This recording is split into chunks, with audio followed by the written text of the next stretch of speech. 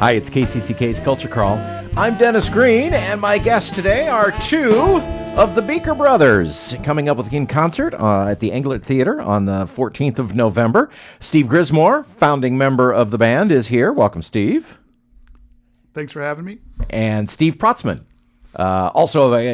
You've been in, 4 or 5 years now, yeah? 4 years, yeah. Yeah, This will okay. be my fourth English show. Yeah. So we have all the Steves. The Steves. We have all the the Steves. Steves. We have all Dans, we have Steves. Yeah, there are multiple Dans, multiple Steves, but this is the Steve Hour here on KCCK, and this is so every year, pretty much, the Beaker Brothers do a theme show at the Engler. We've done Santana, done Clapton, done the Allman Brothers. As you can see, I pretty much have perfect attendance at most of these. You do, because this is the history. This is the history of my music as well. What I grew up with. Sure. And this year, though, it's not an artist that we are saluting. It is actually a radio show. Yep. Beaker Street. Yeah. Our namesake. Yeah, which is where the name came from. The Beaker Brothers. So, for those who don't know, Beaker Street was a radio show on an AM station, KAAY, out of Little Rock, Arkansas. And it was what they call a clear channel station, which means that at night, all the daytime AM stations had to go off the air, and there were a few clear channel stations that could broadcast literally to about 3/4 of the country. And I heard you could get Canada to Mexico with them at times. I know that Beaker Street had 50,000 watts. listeners in Cuba, Wyoming, Montana, all over, and it was the first place where you could hear what we now call progressive rock or album rock on the radio. Mm-hmm. Allman Brothers, Iron Butterfly, Long Rolling play, Stones, All the long way, unedited stuff. Yeah, not the radio edits. Yeah, not the 3-minute long versions that you could hear on radio then. So, and the two of you, did you listen to Beaker Street? Yeah. So, Steve Grismore, tell me about your listening to the show. So I don't know when I first started listening to it, but I remember I lived on my parents had moved we lived in Mount Pleasant, and we moved out to the country. And I was starting high school. I became a freshman in 1970. And right around 69, 70 is when I know I was listening. And I know that my parents, they probably didn't know, but at night I had headphones, and there was a way for me I had a stereo / album, a turntable that also had a radio, and I could plug into that, and I could listen to stuff. So I'd be laying in bed listening to Beaker Street at night. Advanced technology at the time. Advanced technology at the time. And I'd have my black lights on and my Hendrix poster, and I was ready to go. So, but yeah, starting around 1970. So a couple years of Beaker Street, it was great. And we found, that's where a lot of us would decide on material for bands that we wanted to play and stuff like that. Mm-hmm. Yes. Because that was a resource that, And back in those days, if you wanted to, besides radio, the only way you could get it was vinyl. Yeah, and who could afford to buy all those albums? Well, they were expensive. We did buy albums, but that's what we had. We didn't have any of CDs, not even cassettes quite yet. It took a while. It was vinyl. Steve Protzman, how about you? Do you remember listening to the show? Oh, absolutely. Yeah. My memory's a little foggy of those particular days. Foggy. Yeah. Oh, yeah.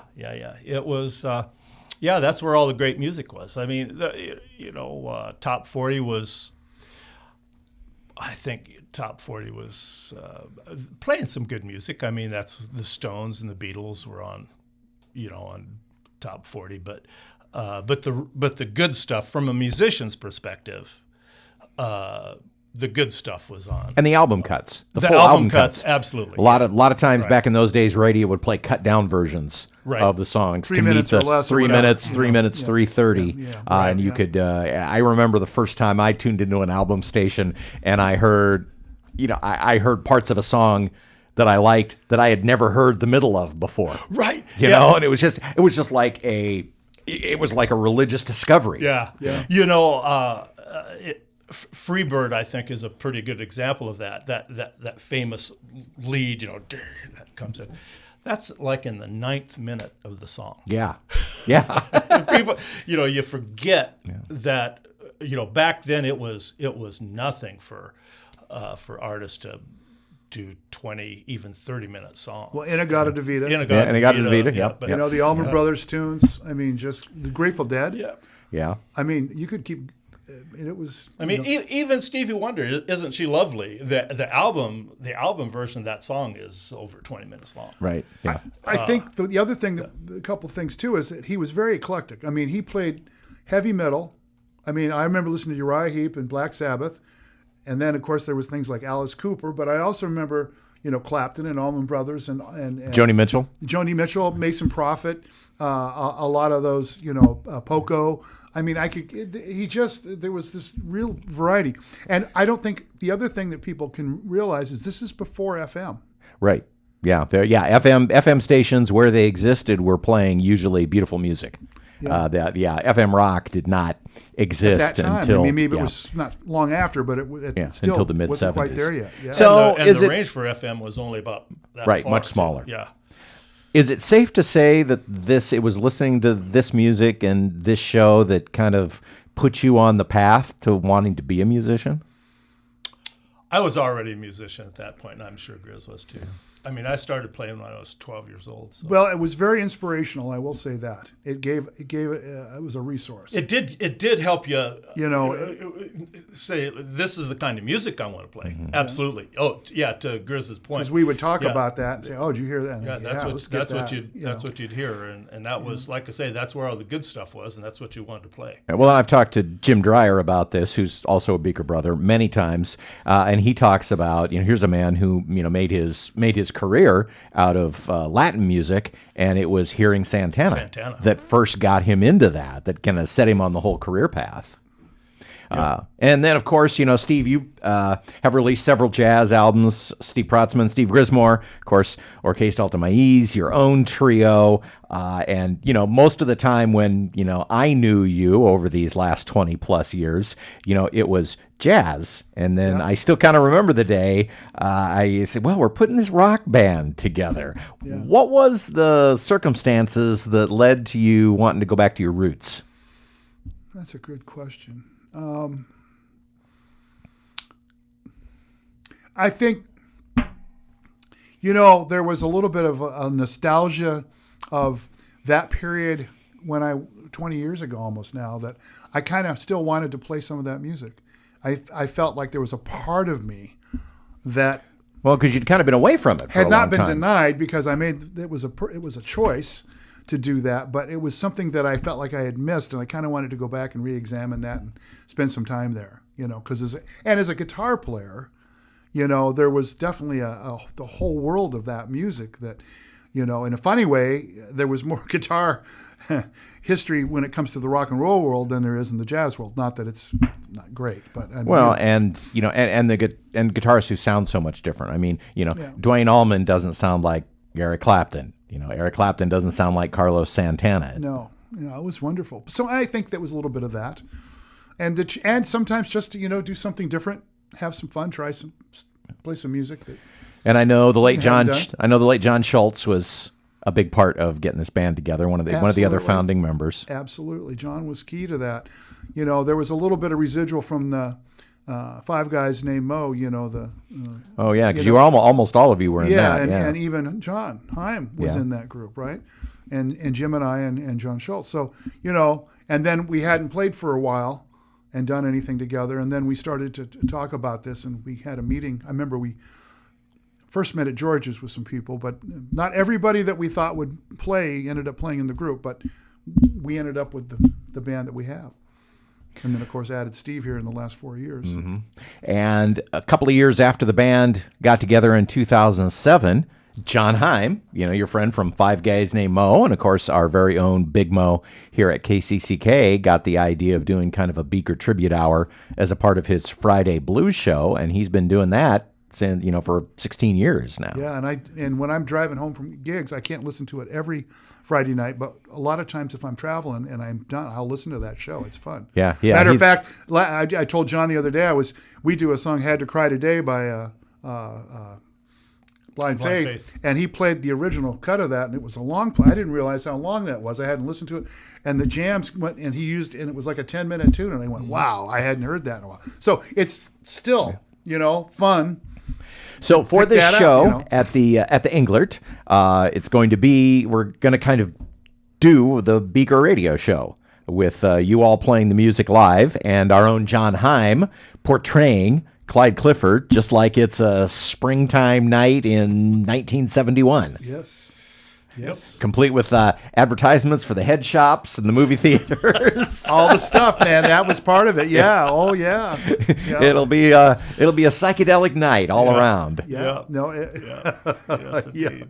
That was another, and in a way, that was the charming part about Clyde Clifford and that show was he would advertise all these local, sometimes in concerts, and maybe talk about the head shop and getting where to buy your papers, and and which of course to 16-year-old kids was pretty exciting, pretty big stuff. And John tells me that you would hear advertisements for places in Iowa. He says that he heard commercials for the Old Wine Drive-In Theater, for the Call Ballroom in Davenport. So the Call word got Ballroom, around. I remember that. Yeah. Yeah, I mean that's a long way from Little where Rock. some of the bands, groups like Styx and REO Speedwagon, they weren't Zeppelin and they weren't. Yeah, Gavin, they were but coming on. They were still very popular in the Midwest and did quite well. I mean, I remember those groups being advertised. Yeah. So it's the 14th of November, Englert Theater, top of the hill, Beaker Street Live, with music by the Beaker Brothers and DJ Patter in the time frame from our own John Heim. You can get tickets at englert.org. So before we go, I know that it's like trying to pick your favorite child, but and of course you've have a huge history with all of these songs. But what song do you really love to play as a part of the Beaker Brothers? And and it's just every time is just like the first time. Don't bang on the table. There's people can hear that. Well, we're going to do a memory of Elizabeth Reed. That's, as a guitar player, I say that only because of when that tune was, I first heard that from the Fillmore album. That was big. That was a big deal. Matter of fact, was working on that solo 50 years ago. So, I mean, I've been playing that song off and on for 50 plus years. And, that one, but they're all great, Yeah. Steve Brotzman, any highlights that you? I know I appreciate that you brought Blind Faith back to the band. A couple of Blind Faith tunes that Steve Winwood. with Steve Winwood on it. I do enjoy singing that. Yes. Yeah. So, if we're talking about my favorite song to play in our current list, boy, there's a number of them. I do love playing the solo on Soul Sacrifice, I have to tell you that. Oh, yeah. Good stuff. Yeah, Greg Rowley was kind of my guy, and that was one of the mountains that I wanted to climb, was to learn how to play that solo, and so that's always been one of my favorites. I will tell you that for the song list that we're putting together, there's a couple songs that I'm really pumped to sing. And you were mentioning to me on the way up today that there's like 6 tunes that are new or we haven't played in a while. Yeah. For instance, like we're going to do Hush. And we haven't heard that for a while. We haven't played that since John passed. Yeah. And we decided to bring that back, for instance. That's one. And to that point, folks might be interested to know that since I've been in the band for the last 4 years, probably half of this show will be material that is new since I joined the band. Since that time period. So there's that. But can we mention songs? You just mentioned Hush. I don't know why. Okay, we're going to do Spoiler alert. We're going to do All Along the Watchtower, which I've really, really enjoyed working out the vocals on that. It's what a great song. Yeah. I mean, when you got Hendrix and Dylan lyrics. I mean, that's pretty great combination. We're modeling we Yeah. decided to model more of the Hendrix Yeah, it'll version. be more of the sure. Hendrix version, but I'm going to sing it. I mean, obviously, I'm not Jimi Hendrix, so I'm just going to sing it pretty straight up. But I'm really excited about it, so that'll be fun. One last comment too, and you mentioned it, but we should talk about it just briefly. Is from the top of the hill. For those who don't understand, if you grew, and a lot of people do understand that if you're a little older, because we used to, a lot of us would grab we were legal age, I think, most of the time, would maybe grab on the weekends if a 6-pack of beer and disappear out in the country somewhere where we weren't bothering anybody. But you would be driving around and sometimes you would lose the show. And Math is hard. Yeah. And you'd have to drive to the top of the hill. And you had to so get you back could up. hear If it. the show went off, you had to drive back to the top of the hill so you could keep hearing the tunes. So, around Iowa. Not all Iowa is perfectly flat. There are some hills here and there. Well, as you all know, I love watching this band and listening to it. It's one of my favorite things to do in my off times. Is we all kind of get in touch with all our joint musical roots, and I've been looking forward to this show for a long time, and looking forward to having John Heim involved as Clyde Clifford, which is just going to be a lot of fun. It is, and congratulations for the 50-year anniversary and all your support over the years, Dennis. Thank you. I mean, you've done a great job with that, and it's kind of fun to be able to meld this show into that, fold that into what's going on. Yep, So. another part of KCCK's 50th. It's from the top of the hill, Beaker Street Live at the Englert Theater, November 14th. You can get tickets at the Englert website, which is englert.org. Gentlemen, looking forward to it. I'll see you there. Same Thank here. you. We'll see you. You can hear the Culture Crawl live on the radio most weekdays at 10:30, on demand at kcck.org/culture, or subscribe using your favorite podcast player. Watch our videos on the KCCK Facebook and YouTube channels. Our producer is Lydia Kilgore. The Culture Crawl theme is composed by Vivian Shanley. I'm Dennis Green, and I'll talk to you later.